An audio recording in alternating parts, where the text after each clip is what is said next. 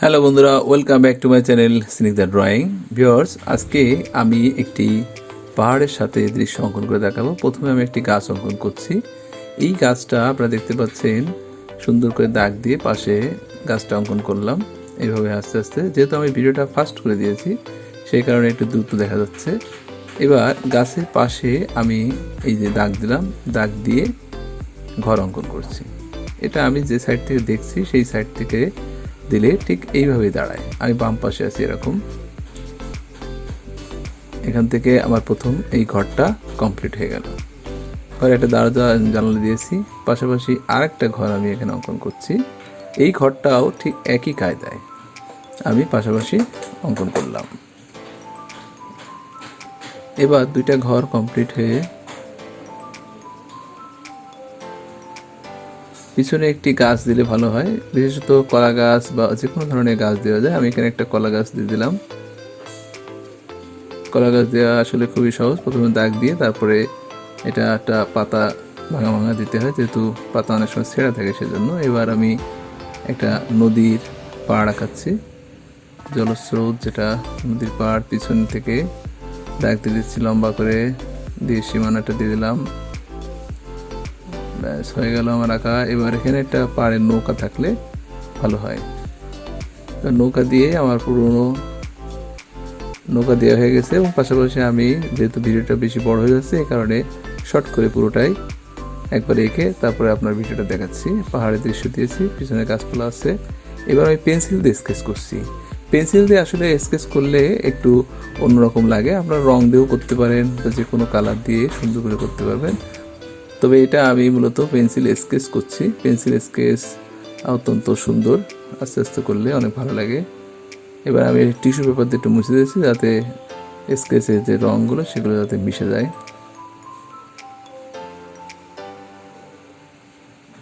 এবার গাছগুলো আস্তে আস্তে আমি এটা পেন্সিল স্কেচ, সে কারণে গাছগুলো আস্তে আস্তে সাইড থেকে রং করছি।